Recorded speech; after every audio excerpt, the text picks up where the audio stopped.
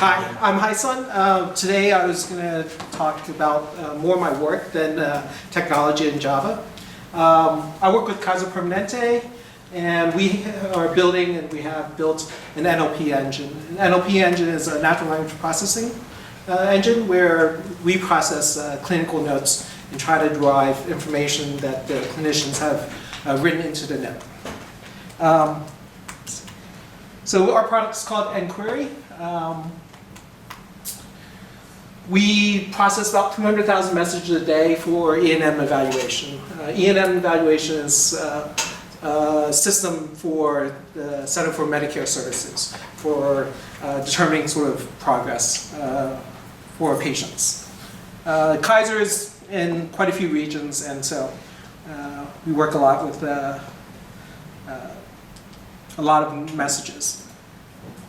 Our system's load across the day varies depending on sort of operation hours. We have notes that get processed in the evening because we have emergency rooms, and so healthcare is a 24/7 system.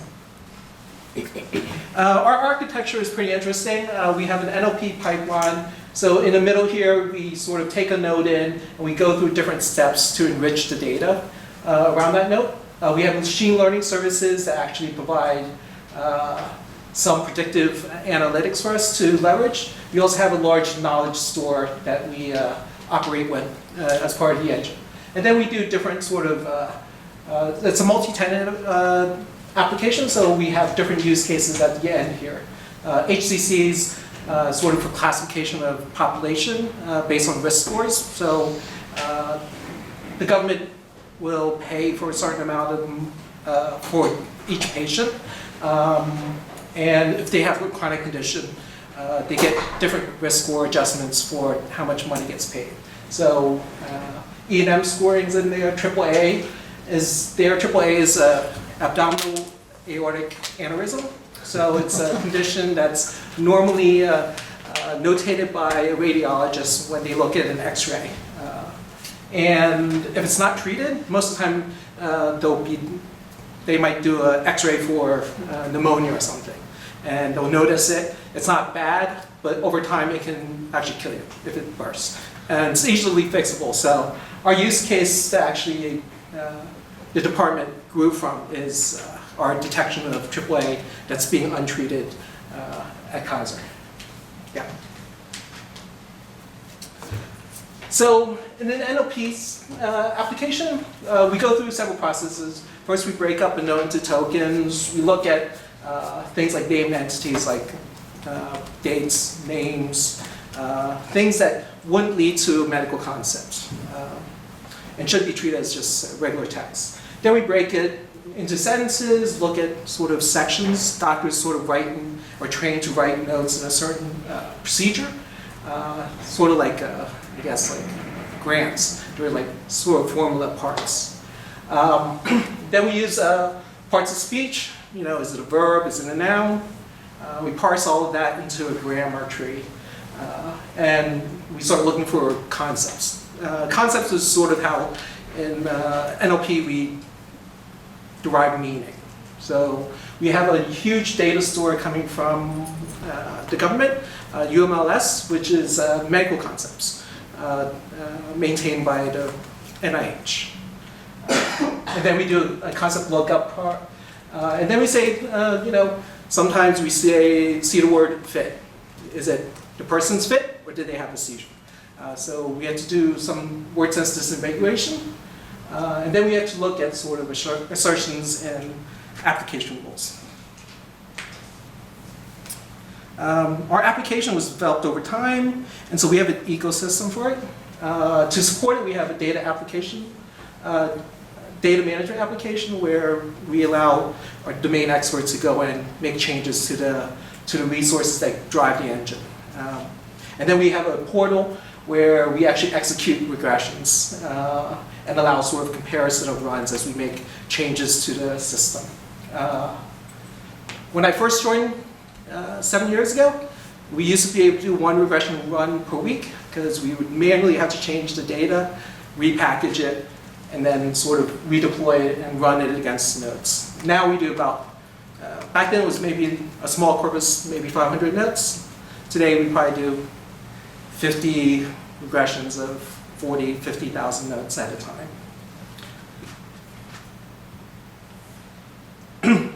We have a lot of machine learning models in the system, and sort of these are different areas where it works.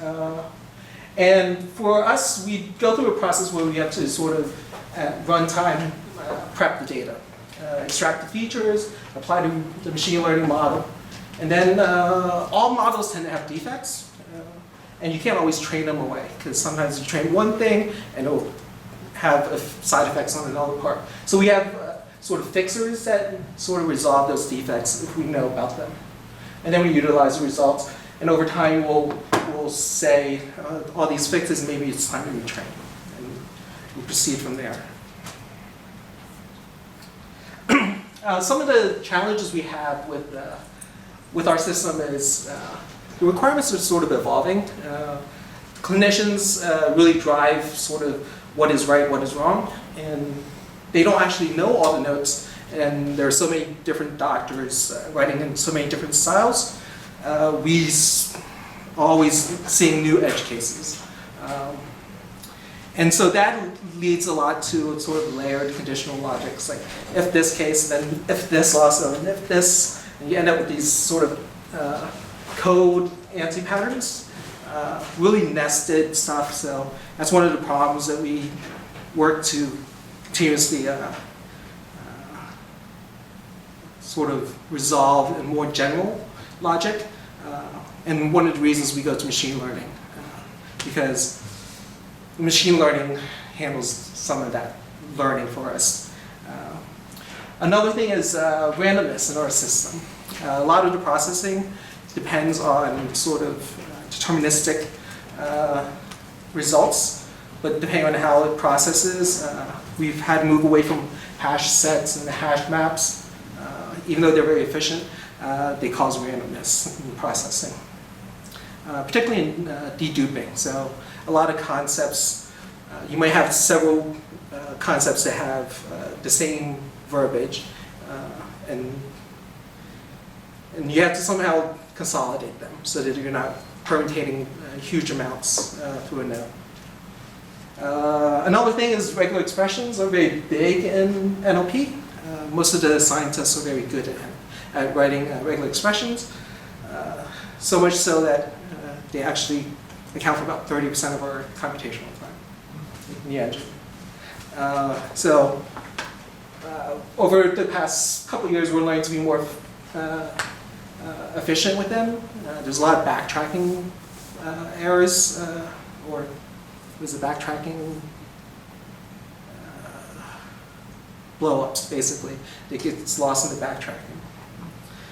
We also have a lot of open source projects that we integrate with to leverage and bootstrap our system. And keeping them up to date is always a challenge. We're trying to get to Java 11, we gotta wait for, say, our UEMA, ActiveMQ to all get to that level before we can move forward. Are you on Java 8 now? Yes, Okay. yes. One of the things I push for is keep us updated and up to date. So,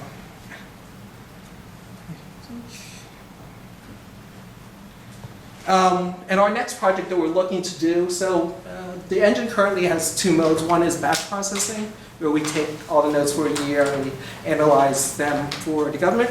And other times we have real-time processing. So, speed and efficiency is kind of important for us. Our next challenge we're looking to do is more from the data scientist side. We're looking to develop a question and answer model, leveraging NLP. So they built out, like, on the bottom here you can see sort of a decision tree for how cough can be sort of analyzed in terms of what would the doctor say if you're talking to a doctor and you tell me you have a cough. What sort of questions would they ask? Is it like persistent, non-persistent? Is it when you do certain activities? And so these data models go pretty big. There's like 1,500 medical concepts that are related to cough. This tree has 40,000 nodes and can lead to different things like diagnosis, labs, and medication, prescriptions and stuff like that. So here they're talking about sort of using neural networks to sort of figure out how to drive this question and answer model.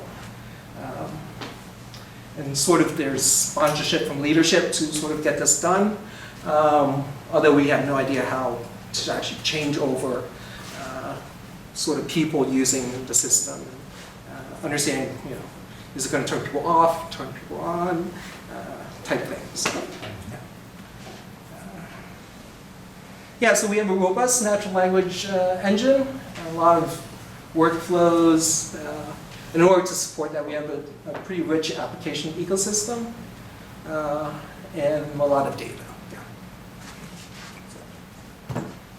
How Any questions? A couple questions. Are the notes transcribed, the auto-scribed? How do those captured? They come to us in digital form already.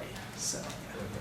Okay. And then are you using something like OpenNLP, or are you using cloud services for NLP? We haven't been able to put anything in the cloud because of HIPAA. But we have used OpenNLP. We've more recently gone to Core NLP, which is out of Stanford. Yes? Do you have to anonymize the patient health information before you get it into like machine learning models and stuff like that, or? NER tends to prevent a lot of that going in. We identified the named entities, a lot of more things that are PHI related. So Mr. Parkinson should not be interpreted as Parkinson's disease. We don't send data outside at Kaiser, we're inside the firewalls. So we actually have to work with real patient data. Right. And we display it back to the clinicians so we can't change it underneath. Yeah. Yes. First of all, you said this is physicians only, so this isn't like nursing notes or anything like that. We do get nursing notes, yes. Do you? Oh, okay. And so typically with a doctor's note, they dictate things, it's their observations and their speculations and things like that, right? And then that typically gets transcribed into medical records or what have you. So I'm just trying to get my head around this. So they have these observations about a patient. Yes. Okay. And so it goes through that whole thing where it's, picking up the grammar, the sentences, the concepts and all that. Right. What's a real application? Like, if somebody dictates something, then what happens? What is that data? Where does that data go? How is it used? Or is it just or is it a whole massive collection so that there could be some machine learning, some frequent patterns? We are under the financial side, so for us it's medical billing, medical coding. So when you go to the doctor, the doctor performs services. They have to convey that information to the payer, which is the government sometimes, health insurance and other times. The problem that we're resolving is clinicians really want to spend time addressing and conveying information about the patient, relevant to the patient, right, in their notes. They don't want to say, I performed an X-ray because of this, and actually put in the code for that the government will accept, right? The government accepts like some ICD code as a billing code. We take that part off the shoulders of the clinician. So the clinician says... So it's a shortcut for them. It's yeah. nice little, because doctors don't like to waste a whole lot of time. So. Yeah. So one of the things that small practices have a lot of problems with is the coding side, because it's very expensive to hire coders to go in there, read the notes, map them to the correct coding. And then one final thing is there well, you're on the financial side, do you have a behavioral health component? Behavioral health? Psychiatric? Psych notes? I'm just wondering, do you work with psychiatrists? We're still growing out the use cases. There is a component of E&M coding that's based on psychology. Okay. So it's just medical right now that you guys are focusing on? Yes. So we've only been in production about 2 years. We replaced the Nuance application with this is all homegrown. Yeah. Very nice, thank you. Yes. What did you replace the hash maps with? Sometimes tree maps, sometimes tries, depending on what we need it for. Assorted sets. Yes. So for your disambiguation where you said, okay, so the word fit doesn't mean this or doesn't mean that, is that all based off of probability of given previous words in the sentence? We're moving towards some more machine learning based. A lot of it's regular expressions, so looking for signals around that term, like fit and active. It's not like to be or epileptic fit. We'll probably go one direction or the other. So if you look at most of the concept lookups based on synonyms, so it's the individual words that get mapped to the concept, and there are different ways, non-unique ways of saying things. Yes. If the word's misspelled, Oh, we do have a typo correction system in there after we break it up into tokens. Sometimes we join words, sometimes we break up words. Things like contractions, we tend to break into two and fill in as can and not instead of can't. So we break it into two tokens there. There's some standard stuff. And then we do like common typos. It depends on, most of the time we follow a see one, kill one methodology. You see one bug, you kill one bug. So, yeah. Okay, great. Thank you very much.